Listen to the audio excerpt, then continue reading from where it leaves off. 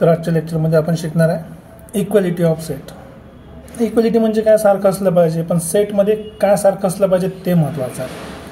ठीक आहे, समजून घ्या। आता उदाहरणार्थ हे दोन भाऊ आहे, सगळ्यांनी पिक्चर पाहिलं असं, तर हा आहे गुरु, ठीक आहे, समजून घ्या, हा आहे ध्रुव। तर दोघांना गोष्टी ठरवल्या की आता आपलं शाळा सुरू होतं, आपल्याला दोघांना काय घ्यायचं आहे, एक जॉमेट्री बॉक्स घ्यायचा आहे। ठीक आहे, दोघांना काय घ्यायचं आहे, जॉमेट्री बॉक्स। दोघांना कोणाला सांगितलं, घरी सांगितलं आईले बाबाले, आमच्याकडे दोन जॉमेट्री बॉक्स घेऊन या। आता पाहून समजते हा घडी थोडासा आनंदी प्रकारचा माणूस आहे, हा थोडासा सॅड प्रकारचा माणूस आहे।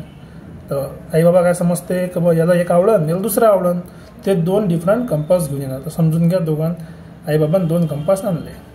याच्यासाठी आणला स्टँडर्ड जॉमेट्री बॉक्स। वा, बघा काय सगळे यात डिवायडर आहे, कर्कटक आहे, कोनमापक आहे, डी आहे, स्केल आहे, रबर आहे, वा सगळ्याच गोष्टी आहे। आणि गुरुले जे भेटलं त्या गुरुमध्ये बघा काय काय, स्केल आहे, पेन्सिल, रबर, पाऊच आणि पिंक कलरचा बॉक्स। वा, एक नंबर, छान। आणि याला तर असंच भेटलं एकदम नॉर्मल। हा जरा नाराज, हा काय म्हणते, पहिलं चांगलं घेऊन दिलं, मला चांगलं घेऊन दिलेलं नाही। त्याचा बॉक्स डिफरंट आहे आणि याचा बॉक्स डिफरंट आहे। तर डिफरंट काय आहे हा प्रश्न आहे। एक डिफरंट आहे, हा निळ्या कलरचा आहे, हा कुठल्या कलरचा आहे, पिंक कलरचा आहे, हा ब्ल्यू कलरचा आहे। दुसरी गोष्ट, याच्यासोबत त्याला एक्स्ट्रा पेन भेटले, याला पेन भेटले का, नाही, नो पेन्स, याला पेन भेटलाच नाही बिलकुल, है ना। वरतून हा दिसायला अजीब दिसते, हा दिसायला चांगला दिसू राहिला, त्यानं तोंड फुगवलं।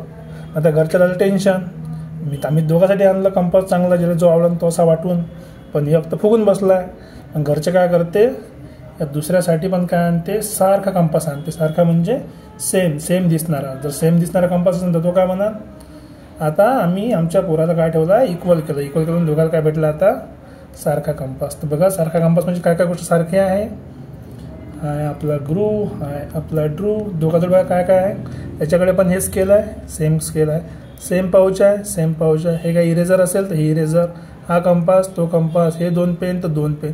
म्हणजे जेवढ्या गोष्टी ह्या कंपासात याला भेटल्या असेल गुरुले, तेवढ्याच कोणाला भेटल्या, ध्रुवले भेटल्या।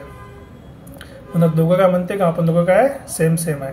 जर दोन गोष्टी सेम असेल तर आपल्याला त्याला काय म्हणतो, दोन्ही गोष्टी कशा आहे, इक्वल आहे। आणि जर समजा हा एक सेट असेल कंपासचा आणि हा दुसरा सेट असेल कंपासचा, तर दोन गोष्टी काय झाल्या, इक्वल। काऊन इक्वल झाल्या, त्यातले सगळ्या गोष्टी काय आहे, इक्वल आहे। चुकीनं जरी एखादी गोष्ट एक्स्ट्रा भेटली असती, समजायला भेटलं असतं काहीतरी, उदाहरणार्थ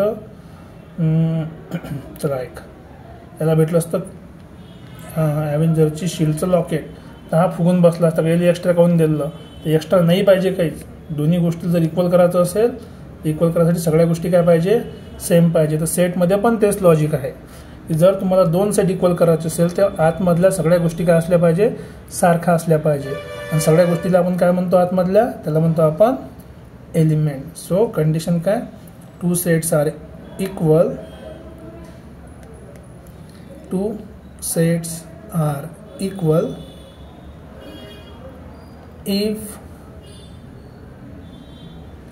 and only if all elements of one set is present in another set।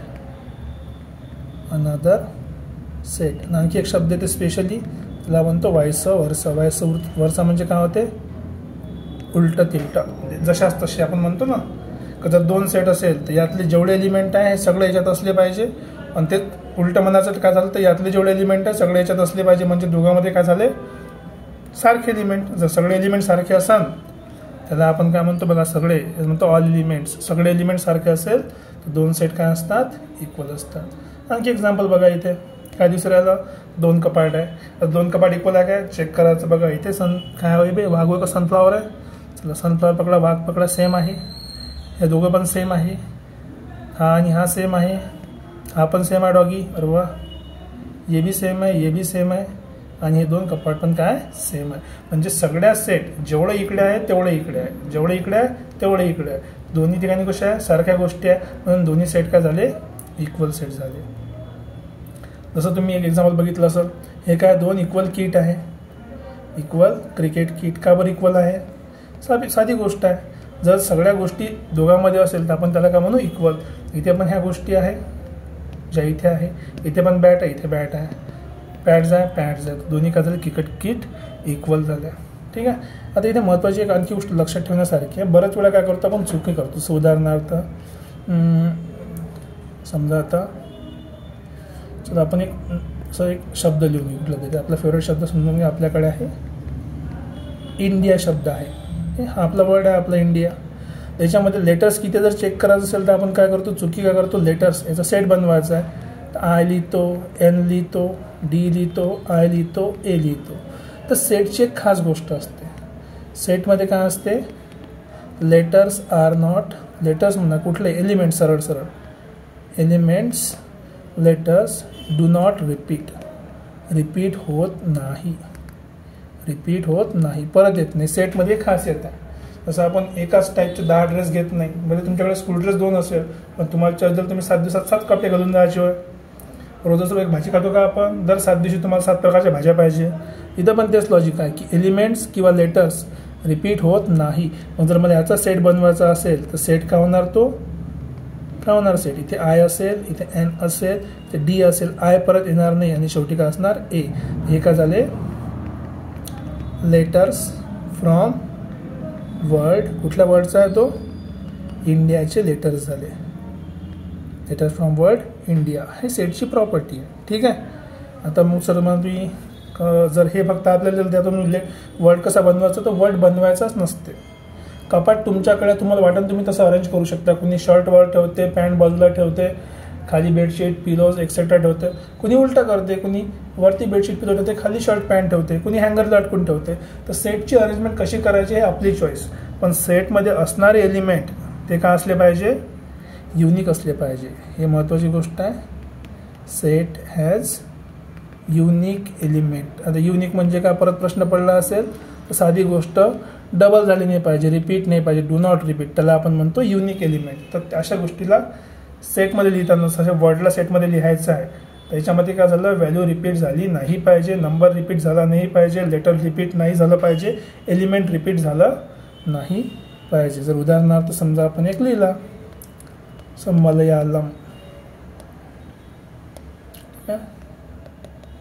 उदाहरण मलयालम. आता याचा मला सेट बनवायचा आहे. जर सेट बनवायचा असेल तर बघा, एम लिहिला एकदा, हा एम परत येणार नाही. जर मी ए लिहिला तर हा ए परत येणार नाही, तर हा ए आणि ए का झाला, कॅन्सल आउट झाला. ठीक आहे. बाकी का नंतर एल, तर आता एल लिहिला परत एल काय डबल येणार नाही. आता उरलं का फक्त वाय. तर मल्याळमसाठी फक्त ह्या 4च लेटरचा सेट आहे. म्हणजे हे 4 लेटर घेऊन तुम्ही मल्याळम हा शब्द बनवू शकता. ठीक आहे. समजलं असेल तर बघा, आपण सेटमध्ये काय काय शिकलो आहे. याला आपण लिहायची पद्धत पण ही कुठली आहे, ही आहे आपली सेट बिल्डर फॉर्म. फक्त लिहिताना ते एक व्हेरिएबल अप्लाय करा. आपला व्हेरिएबल काय होता, ठीक आहे, हा X such that X is a letter from the word India, किंवा असं लिहू शकता X belongs to INDIA, India.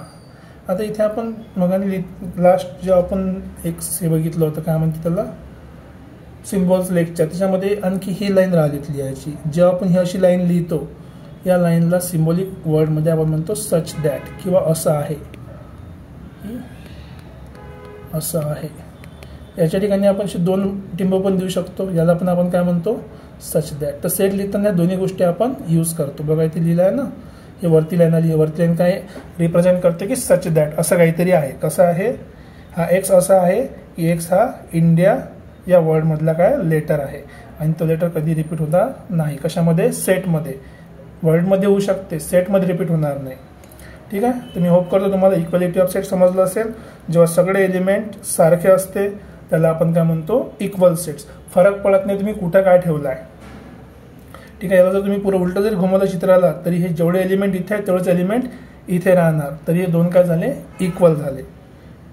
ठीक आहे. तर इक्वॅलिटी ऑफ सेटसाठी काय पाहिजे, सगळ्या गोष्टी सारख्या पाहिजे. ओके. ठीक आहे. तर तुम्हाला समजलं असेल अशी आशा करतो. थँक्यू. लाईक करा, शेअर करा, सबस्क्राईब करा आणि होईल तेवढ्या लोकांपर्यंत पोहोचवा.